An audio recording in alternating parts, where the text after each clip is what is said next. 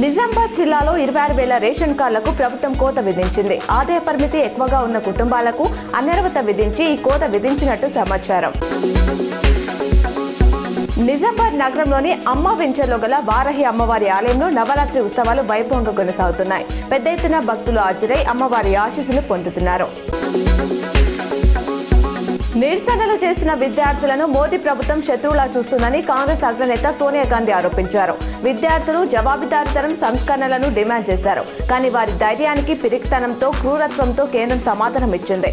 అసమ్మతిని దేశద్రోహంగా ముద్ర వేసే పాత వ్యూహాన్ని అనుసరిస్తుంది.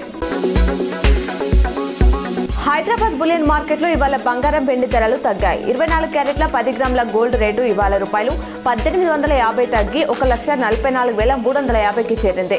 22 క్యారెట్ల 10 గ్రాముల పసిడి ధర రూపాయలు 1700 పత్రమై 1,32,300 పలుకుతుంది. అటు కేజీ వెండి ధర రూపాయలు 5,000 తగ్గి 2,40,000గా ఉంది. శ్రీరామ్ సాగర్ ప్రాజెక్టుకు ఎగువ ప్రాంతాల నుంచి ఈ ఏడాది జూన్ 1 నుంచి నేటి వరకు 3.341 టీఎంసీల వరద వచ్చి చేరినట్లు ప్రాజెక్టు అధికారులు శుక్రవారం ఉదయం తెలిపారు. అయినప్పటికీ ప్రాజెక్టులో తాజాగా 80.5 టీఎంసీలకు గాను 15.776 టీఎంసీల నీటి మట్టం ఉంది. గడిచిన 24 గంటల్లో ఎస్ఆర్ఎస్పీలోకి ఎగువ ప్రాంతాల నుంచి యావరేజ్గా 1,389 క్యూసెక్ల ఇన్ఫ్లో రాగా 751 క్యూసెక్ల నీటిని దిగువకు వదిలినట్లు అధికారులు చెప్పారు.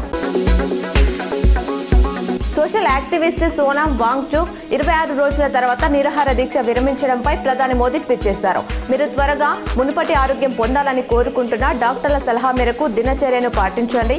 మీ పాత పరువును వీలైనంత త్వరగా తిరిగి పొందండి. మీరు ఆరోగ్యంగా ఉండాలని భగవంతుని ప్రార్థిస్తున్నామని సోనాం ఆయన భార్య గీతాంజలిని ట్యాగ్ చేశారు.